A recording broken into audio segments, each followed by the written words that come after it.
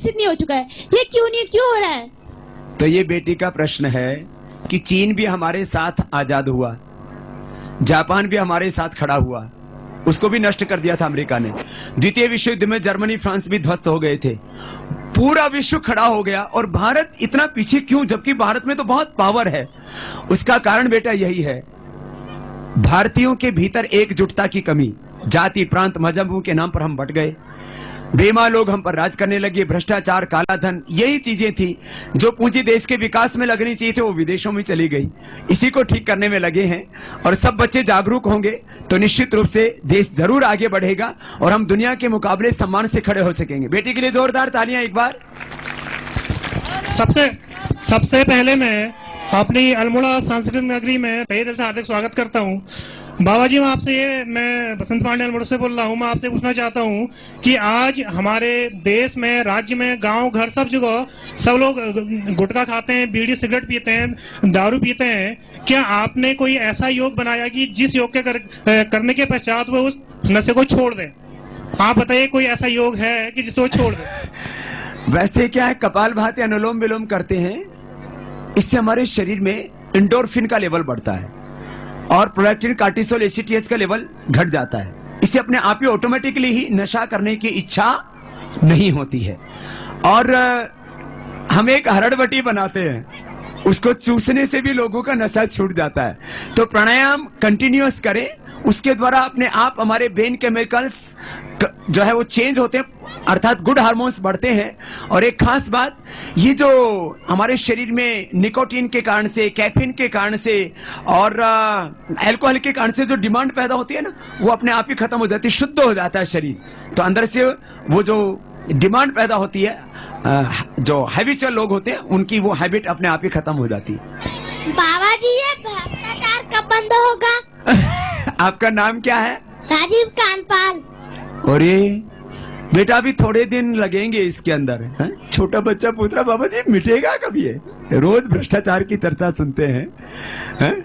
तो अभी इसमें, अब ये तभी मिट सकता है जब ऐसे लोग चुनकर के विधानसभाओं, लोकसभाओं में जाएं जो काला धन वापस लाने के लिए उसको राष्ट्रीय संपत्ति घोषित करके, इसकी एक पूरी तकनीक है कैसे कैसे वापस आएगा।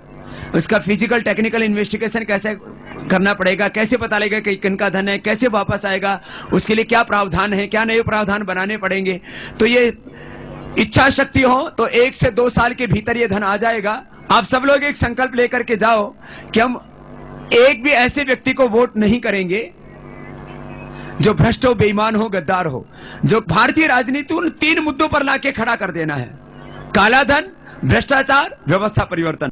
जो 3 का समर्थन है उसी को वोट करना है। बाकी को यदि हम वोट करेंगे तो देश के साथ धोखा और गद्दारी होगी। ये संकल्प आज लेकर के जाएंगे तो निश्चित रूप से काला धन वापस आ जाएगा। 2 साल लगे, 3 साल लगे, 5 साल लगे, हमें 2020 तक भारत को वर्ल्ड इकोनॉमिक सुपर पावर बनाना है। 2020 तक भारत को स्पिरिचुअल पावर बनाना है, उसके लिए हमें काम करना है। जी बेटा। ओम स्वामी जी, मेरा नाम सौम्या है। मैं आपसे एक प्रश्न करना चाहती हूँ कि कांग्रेसी नेता आपको पसंद क्यों नहीं करते, जबकि आप देश के हित के लिए कार्य करते हैं? तब बच्चे पूछने लग गए हैं कि बाबा गलत क्या कर रहे हैं। चलो मैं एक सामूहिक पूछता हूं आपसे प्रश्न। मेरा 20 वर्ष का सार्वजनिक जीवन है। इससे पहले मैंने तपस्या की, ध्यान किया, पढ़ाई की। वो मेरा अपना एक तरह से प्राइवेट लाइफ थी, मेरी इंडिविजुअल लाइफ थी मेरी। इन 20 वर्षों में मैंने कुछ भी बुरा किया हो, देखो आरोप प्रत्यारोप तो लगाते रहते हैं, लेकिन इन्होंने इतने आरोप लगाए, इतने घटिया तरीके पर आ गए। उसके बाद भी जब हमने दूसरे चरण की झांसी से यात्रा शुरू की तो पहले से 2, 3, 4 गुने लोग जुड़ गए। अब ये परेशान। तो मैं एक प्रश्न सबसे पूछता हूं, मुझे ये तो बताओ मैंने गलत क्या किया है? बोलो भाई, कोई भी गलत काम किया हो, बड़ों को पता हो, बच्चों को पता हो तो भाई हम उस गलत काम में सुधार करें। भाई हमने पतंजलि योगपीठ बना के कुछ गलत काम किया, यूनिवर्सिटी बना के गलत काम किया, आयुर्वेद कॉलेज बना के गलत काम किया, गरीब लोगों के लिए धर्मशाला बना के गलत काम किया, लोगों को निरोग बना के गलत काम किया, लोगों का नशा छुड़ा के गलत काम किया, लोगों को सुबह उठा करके गलत काम किया, स्वदेशी का प्रचार करके गलत काम किया, कोका कोला पेप्सी छुड़ा के गलत किया। है? बोलो, कोका कोला छोड़ना चाहिए कि पीना चाहिए? तो गलत क्या कर दिया? है? पूछ रहे हैं, बेटी ने बहुत बड़ा प्रश्न पूछा है, मुझे लगता है भगवान उनको सद्बुद्धि जरूर देगा। एक बार बेटी के लिए जोरदार तालियां बजाइए जरा। खैर, देश के 99% लोग इस अभियान में साथ में हैं, लेकिन वो ना अपने आप से थोड़े उलझे रहते हैं। रोटी, कपड़ा, मकान, घर, दुकान, कब बड़ा आंदोलन होता है तो साथ में आ जाते हैं, लेकिन रोज तो वो वक्त नहीं निकाल पाते। मैं चाहता हूं 3 तरह के लोग बाहर निकले घरों से। एक जो पूरा जीवन इस काम के लिए लगाए, एक जो बड़े आंदोलनों आयोजनों में साथ दें, और एक जो सुबह सुबह नियमित योग करें और कराएं। बोलो, आप सब लोग इसमें साथ दोगे? तो 3 तरह से, कुछ पूरा जीवन, कुछ थोड़ा समय सुबह सुबह का, और कुछ जब बड़े आंदोलन होते उसमें साथ दो। और आज जैसे एक बेटा ही लेके आया ना, बोले बाबा जी मैं इसलिए देके जा रहा हूं कि आप, ये उस बेटे की छोटी सी आहुति है कि आप जो राष्ट्र निर्माण का काम कर रहे हो ना, तो मेरे से बोलता है बाबा जी मैं पैसा इसलिए देके जा रहा हूं, ये काला धन नहीं है, लेकिन आप काला धन लाने के लिए काम करना, इसलिए मैं धन देके जा रहा हूं। इतना बड़ा आंदोलन चलाने के लिए भी पैसा चाहिए ना। महात्मा गांधी ने जब आजादी का आंदोलन चलाया था, कितने रुपए वो सदस्यता लेते थे उस समय संगठन की?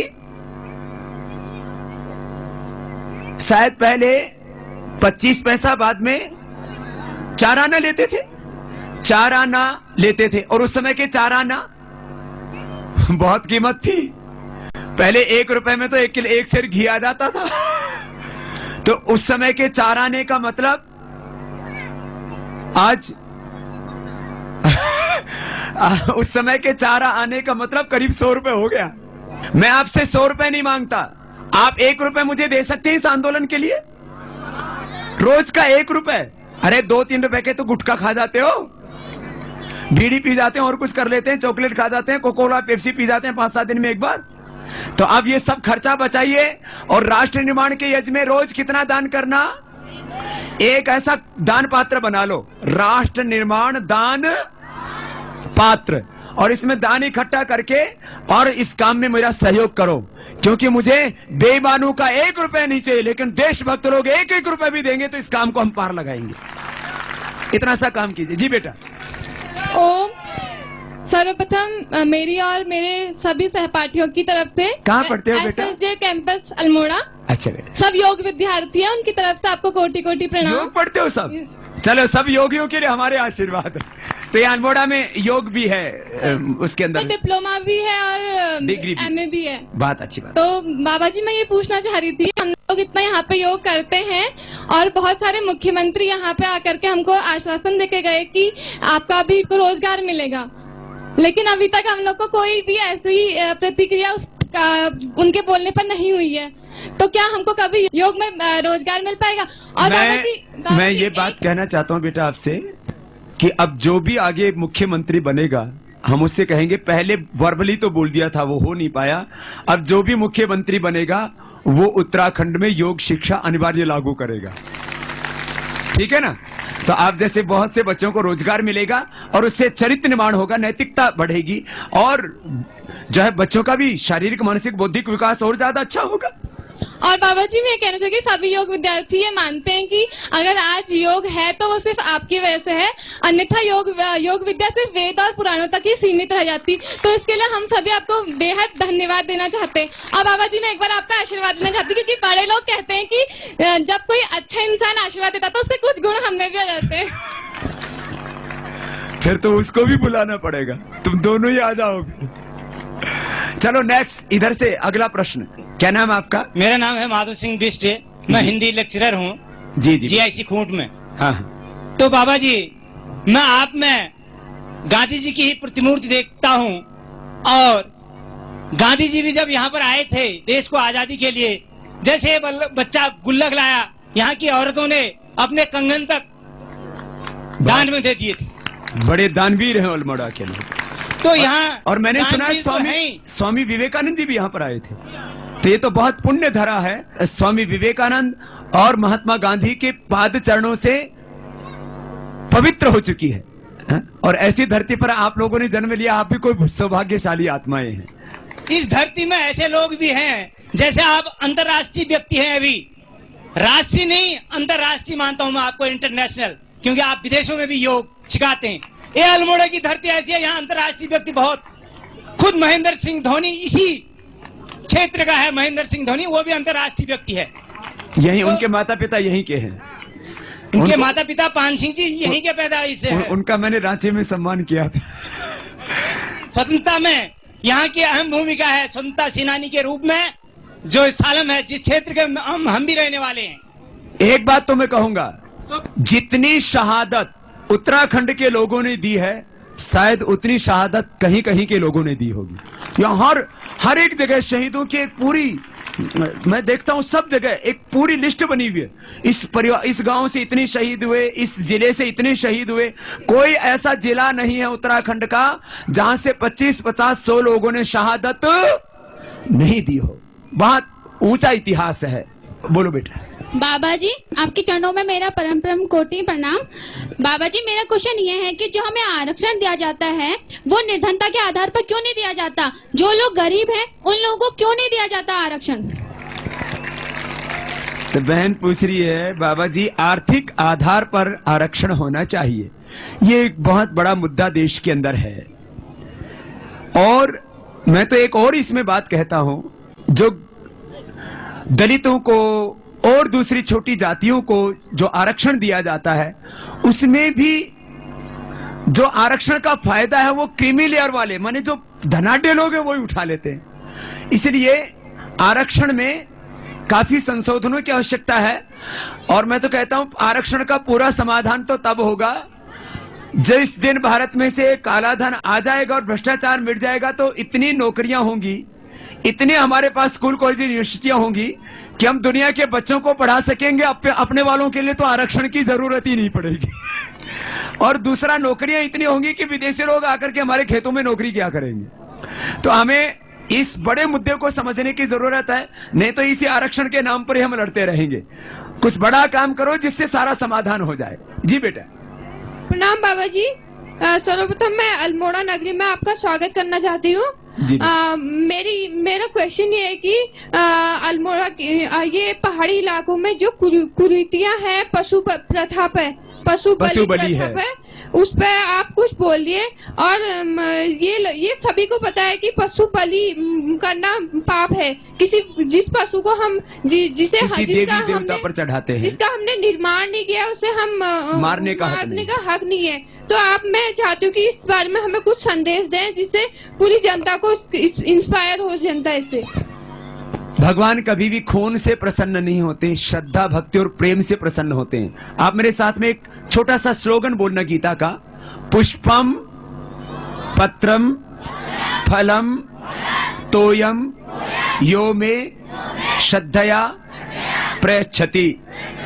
क्या लिखा गीता में? पुष्पम पत्रम फलम तोयम। अब इसमें कहीं आया बकरा मुर्गा? तो भगवान को अर्पित करने के लिए गीता में क्या लिखा? पुष्पम, पुष्पम माने फूल, फूल है? पत्रम पत्ता, फलम तोयम जल, तोयम। तो ये पुष्पम पत्रम फलम तोयम है। बकराम मुर्गाम, तुम्हारी भाषा बकराम मुर्गाम भैंसाम है? और क्या क्या चढ़ाते हैं? तो भगवान कभी भी बलि से प्रसन्न नहीं होते। और सब भगवान की संतान है। सब जीव किसकी संतान है? कोई माता पिता अपने बच्चों के खून से प्रसन्न होते नहीं। तो आज संकल्प लेकर के जाएंगे, हम में से कोई भी बलि नहीं। इससे पाप लगता है, इससे पुण्य नहीं लगता। चलिए नेक्स्ट, इधर से दाहिने ओर से बोले बेटा। जयराम जी की बाबा जी। खुश रहो बेटा।